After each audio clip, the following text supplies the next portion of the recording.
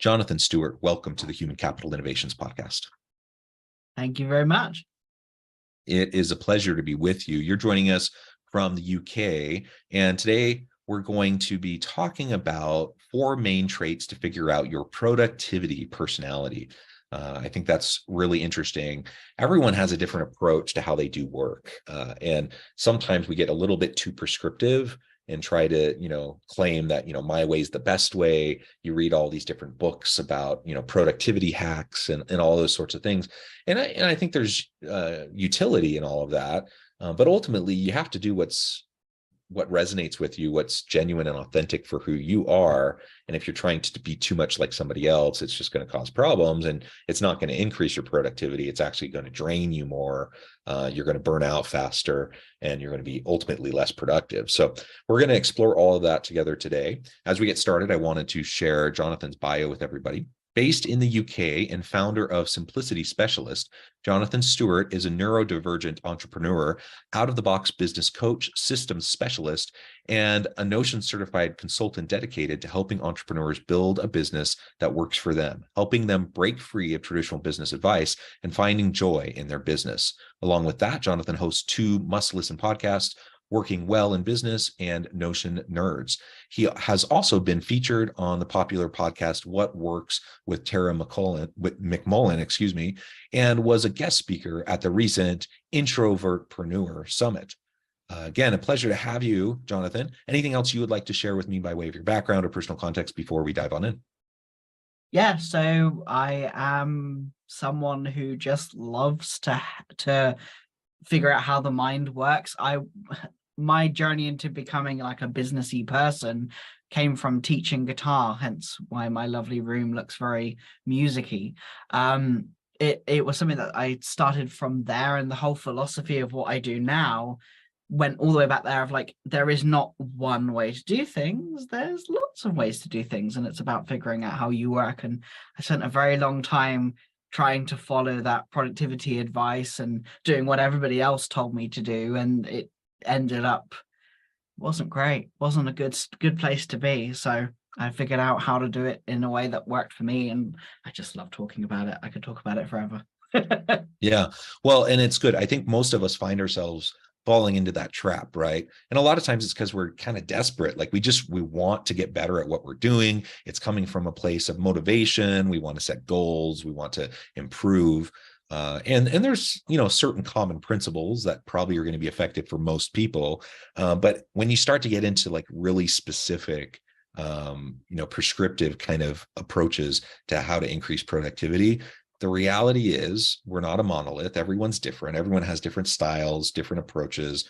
And we need to have some level of adaptability to be able to account for that. So I personally, I've been like that in the past too. And I found it very freeing when I realized that I get to chart my own path. Now, it can be also a little bit scary because now you don't have like a recipe for how you can be successful, but it also means now you're not tied down, and now you can explore and you can try things and without judgment, right? And all of that has really been helpful for me. And ultimately over time, I've just found that I've been able to flourish because I haven't been held back with kind of the expectations of what others might impose on me around how to work effectively, be effective, be productive, etc. Yeah, and as someone who is neurodiverse, who has autism, like it was super important for me to figure it out, because most of the advice out there is so lacking of nuance, which is often what the productivity advice is. As you were saying, it has value, but it also lacks so much of the nuance and the small, tiny details that would actually is, for me, the most transformational part. It's the nuance that's missed when you talk about, time blocking and X and Y and doing it this way, and goal setting and types of goals and habit formation and all of that stuff that is so popular to talk about on the internet. But then no one really talks about the bit where you've actually got to do it and being able to adapt when things go wrong. And a lot of what's said is based on this philosophy of like, you take this step, something comes in your brain, and then you throw it out like it's a computer, which is sort of fine, but also isn't totally accurate in terms of how our brains function and how they work. They don't, our brains, although commonly thought of as a computer, that's not the full story, and it lacks so much of the nuance. And a lot of the productivity hacks and tips are based on this idea that our brains are computers, when in the past our brains was thought of as things like waterworks and cogs and machines and some really like dirt and clay and soil. And it's so interesting to something that I'm really super passionate about, is like bringing back that nuance of like, okay, yes, but here's something else. Like this is like let's move from the external into the internal and go, what do you want, what do you have, and what do you need? And working less from like having it put on top of you, which is often the productivity advice. You need a system. That system needs to handle all your tasks for you and fix things for you and sort you out because you are not okay. And really my point is like, well, what if the way that you work is actually okay? What if you're not broken? What if you don't need fixing? You just need to be able to know where you start from, so that you can start from a place of actually knowing where to go. Because yes, as you were saying, it's absolutely terrifying when you're like, okay, cool, where do I even start? Okay, so this, British thing is talking to me going, well, you just, start from yourself and work from your way, and the motivational speaking of it all, which is lovely and great, but how do you actually do it? And so that's what I've kind of dedicating my life to figuring out. Yeah, that's right. I think we're going to dive into this more and more as we go throughout the conversation, but laying that groundwork from the start, I think, is really helpful and gives everyone a framing for how we're going to be approaching the rest of the dialogue today. Now, I thought we could start from here on out talking about those 4 main traits. As we were preparing for this episode, you provided some resources and materials. I know that's something you talk a lot about, 4 main traits to figure out your productivity personality. First, what do you mean by productivity personality? And then what are those 4 main traits? And let's talk about those. Yeah, so the way I see, there are common patterns, as my brain likes to find lots of patterns, as I've worked with varying amounts of business owners of all sizes and shapes and people and cognitive wants and desires. I've noticed these patterns that keep occurring. And so these traits are kind of like when everything has gone wrong, when you need to, when things have just gone absolutely crazy, and you're now like, right, I need to figure all of this out again because something's gone wrong. What do I do? This is kind of like almost like a baseline that you can go from. It's not a box to stick yourself in. And what you may find as we go through each of the traits is that you're like, oh yeah, well, I sort of am like that, but I'm also like that. One of the things I find difficult with personality quizzes, which put me off making this in the first place, was like, yes, you're not just one of these. It's like you are a combination of these, and depending on the environment that you're in and the situation that you are experiencing right now, it very much is variable. But this gives you a chance to go, okay, cool, I'm feeling like this today. This is where I'm at. This is what my brain is doing. This is how my brain is interacting with me and the environment that I'm in. So here's where I can start from, so that there's always somewhere where you can just go, there you are. You're right there. I see you. I see you. I understand where I'm coming from. And then you're able to kind of build off of that, so you aren't just guessing all of the time. Yeah, that's super helpful.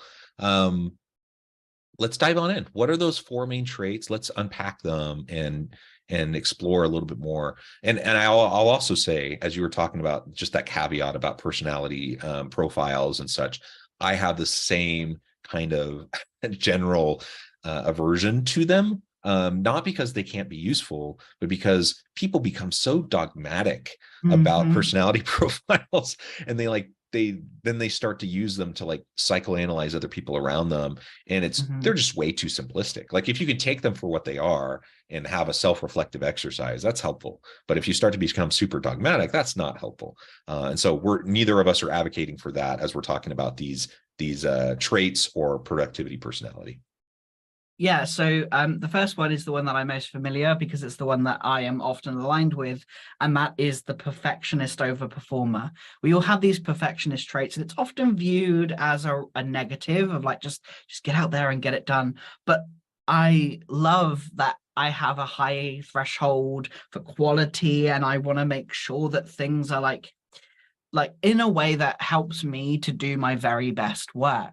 And that's the first profile, that perfectionist over performer, the one who likes to really push the limits and go further. They're often the people who are thought of as workaholics, and they try to do too much, or they never take a step back and they never rest, and they etc., of that person who just wants to always be at 150%, which is my brain a lot of the time. It's how I exist when I'm in my element. I'm like, oh, I love the attention to detail. I love this. A good example of this is I'm currently finishing off a write-up for a workshop that I'm about to run to do with like redefining simplicity as a neurodiverse business owner. And I'm writing it right now. And I'm like, oh, there's so much I want to talk about. There are so many concepts that I want to put in here. But of course, I have 30 minutes to do that. And so there's the perfectionist over performer going, I know that rationally I can't cover every single point of that, especially some of them are kind of complicated, like neuroscience and psychology. And although my audience like to go deep into kind of all those conversations and rabbit holes, but I know I've got to have that space and time to reflect. And so for me, my perfectionist over performer likes to just give an awful lot. And as I'm aware of that, I can be like, okay, cool. Am I over delivering to a point where I'm not happy, or is it to a detriment? And I'm able to go, cool, is my productivity, am I trying to do too much in my productivity? Am I trying to deliver everything all at once, all of the time? Or is it actually something like, okay, no, I actually want to be at this level. This is the level that I'm happy with, because otherwise I will just spiral out of control. And a lot of what I talk about is that awareness and just seeing stuff, seeing how you work allows you to work with what you do. And that relationship between seeing something and acting on it, there's a concept called perception and action coupling. And when the two go together, because that's how we actually operate, often it's seen as we see something, we do something, we see something, we do something. But really, as we see something, we're doing something in response to that. And then we're kind of going around in this kind of circle that allows us to understand the way we work. But perfectionist overperformer is the first one. Yeah, and I've certainly experienced that too. It's a temptation because it goes along, I think, with imposter syndrome. Like people don't want to be found out, and so they're going to work really hard, cross every T, dot every I, check and recheck everything, go above and beyond. I'm a big believer, under promise, over deliver. I think that's a good general principle as you're working, especially with clients and customers, or even internally within your organization. But if you get to the point where you're just perfectionistic and the perfect robs progress, you're just not able to move forward. And we've all been in that situation, either as the person who's fallen into the perfectionism trap, or as the person who's been frustrated because we're not getting anything that we need because the person is too stuck in trying to make sure every last thing is perfect. I would much rather have something that's 80% there, get it quickly, be able to try it, iterate, and revise it on the fly. Build the plane while you're flying it. It may not be perfect.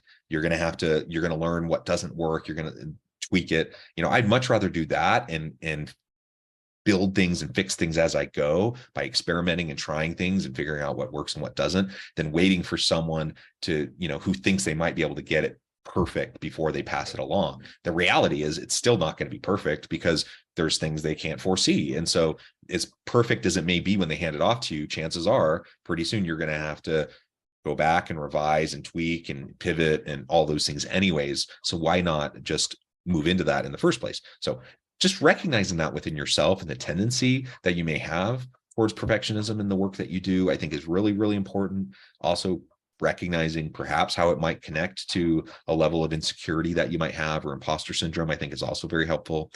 So yeah, I think that's a really important one.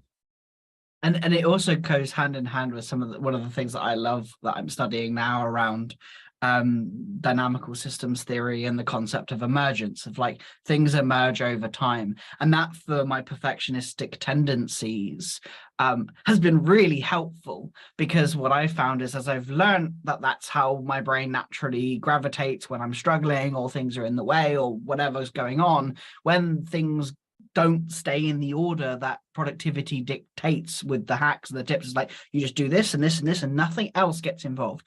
I have 2 young children, both with additional needs. That does get involved a lot of the time. And so for me, that concept of like emergence and seeing things come out over time, and like, oh, so this is here, so I can now connect this with this and move this to here. And then I can use my like perfectionist tendencies in a way that's actually beneficial versus not, because these profiles are very much like, they are good as much as they are bad. It's not a binary of like, either you do this or you don't. It's not stuff you need to fix, it's stuff you need to know, and then you can use that. It's kind of tool in your toolbox that you can go, oh, cool, I know how to do this, I'm feeling really motivated, okay, let me press this button and turn on that desire to overperform and over deliver and excite my clients and make people happy. And then, oh, I suddenly have that motivation again. But for people who don't have those tendencies, if you don't have that tendency, then it doesn't matter how much you care. A lot of it's like, well, which is most important for you? Well, all of it's equally important, because I don't have that tendency to want to perfect everything. I just want to get it done and get it out. So that's not very helpful for me in getting things done, is it? And so that's where I love to play with the profile. Good. So as we move on then, what's the next one? So the next one is the committed creative. So these are, I don't like the word dreamer, but these are the dreamers. They are completely outside of the box, and they're thinking like everything is about, their drive is about creativity. It's about really coming up with ideas and daring to think outside of the box and being able to like just create some amazing ideas that just others could not even think about. And the idea with a committed creative is their focus isn't on output like the perfectionist over performer. It's on like generation, it's generative, it's creating, it's bringing it out, it's just having a lot of fun with creating stuff. So the output doesn't really fit in with the common advice, which means when you're trying to build systems, traditional views of systems is it's output driven. It's very much, oh, you must get this done by this deadline, by this date, by this hour. And for a committed creative, that's not going to make any sense, and they won't be motivated by an outcome. They'll be motivated by the ability to create and be creative and to play with ideas, to problem solve. Committed creators are very much a problem solver, and a lot of entrepreneurs are kind of in that committed creative. They have a lot of that in them because they are problem solvers. They love to like make different things pull together, and less about the output and more about the joy of creation for them. Yeah, yeah. And that again is different for everyone. And I am a believer that everyone is creative. So a lot of times, we think about creativity kind of in a narrow way. Are you an artist? Are you a musician? Okay, great. Those are creative endeavors, but so are like so many things. And I don't care if you're, a writer, or if you're, doing something like this, like we're doing right now. I don't care if you're doing anything where you're developing materials, processes, where you're interacting with other people. Like there's so much creativity built in and embedded into all the things that we do every day. And we all, we talk about having innovative cultures, having innovative companies. That's built upon creativity. And if we can step out of our own way and recognize that, yeah, there's lots of different ways that creativity manifests. We want to create an environment where everyone can do creativity their own way. That's most effective for them. I think that's going to be really important and will lead to higher performing teams.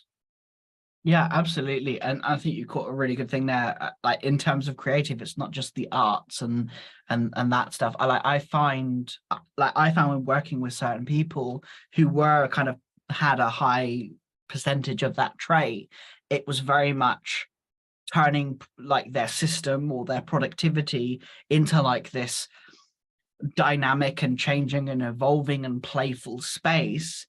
So they weren't drawing everything or writing music about it. What they were doing was just playing in that space and having their things change every so often, or having that space to have a lot more freedom. Whereas the perfectionist over performer is very much like structured, this, and this. You have the committed creative is very much like just a free spirit. Once again, I don't like the language, but it's the best description of it. And being able to go, hey, this is fun, like this is, oh, I can try this. And to your point of like, it's not just the art and creative stuff. Like I love it when you're stringing words together. And one of the things that I'm really passionate about is the etymology of words and thinking about what words have meaning, and meaning is not static, it is dependent on each individual. And that to me is a creative endeavor, because you look at the words and the etymology of a word and you're like, oh, that's interesting. I could interpret that in 8, 9, 10 different ways. And we have the emergence of AI tools and technologies that are coming out at the moment. And there is a lot of creative potential there from something that is just an autocorrect, and all it is just a generative bit of text. But what you can do with that, and having it as a more advanced autocorrect, one of the things that I've been enjoying with that is that the creative aspect of that, of being able to go, oh, you can do that, and then you can do that, and I can make this connection here and here, which is something that AI can't quite do yet. So that to me, of like being able to create and just, it's such a freeing process. And for me, even recently, I've spent a lot of my life going, well, I'm just not a creative person. I'm just not a creative. I don't do art things and art projects. But recently, I found, as I've been thinking more about what I want to do, it was about finding something that mattered to me. Going back to what I was saying earlier about like, what do I want and what do I have? Like, I want to achieve this, so I have these things at my disposal. So that allowed that creativity to come forward, and that to me is really exciting. Yeah, it is exciting. And now I know at the time we're running out of time, so maybe we can cover the last two a bit quicker. Tell us about number 3 and 4. Yeah, so the final two are the Pondering Rebel and the Generative Producer. The Pondering Rebel is the natural born leader. They have their ways, they follow what they do, and they are there for the little person, for the one. They are constantly focused on working in their own way. They have that fundamental grip on who they are, and they just work that way. Now that can be beneficial and also a drawback for them. They may not be into the AI tools because, well, why would I? But also they need to be able to see what's potentially there and note the spots of that. And then you have the generative producer, which is someone who has a body of work. Like, this is a massive body of work that is taken on a lifetime. It's similar to the creative. It's the creative with output is the best way I've found to describe it. And they have a team around them to just keep bringing things out. But because they are now at a certain size, or they have so much to think about, often they get lost in the middle. And so it's super important when you're in that place of being a generative producer to also remember that you are part of that system, instead of it being just creative output, throw it out there. So those are the very, very brief look at those two. Yeah. Jonathan, this has been a lot of fun. Again, I know at the time I'm going to have to let you go here in just a minute, but before we wrap things up for today, I wanted to give you a chance to share with the audience how they can connect with you, find out more about your work, and then give us the final word on the topic for today. Yeah, sure. So you can find me at simplicity-specialist.com. And I talk about all this stuff and even more about creating things that work for you. And the thing to leave you with is starting from you. What would happen if instead of you do what other people tell you to do, you start from what you want to do and you imagine, hey, what if I'm not broken? What if there isn't a problem with me? What does that mean? What can I do? And where can I go from that?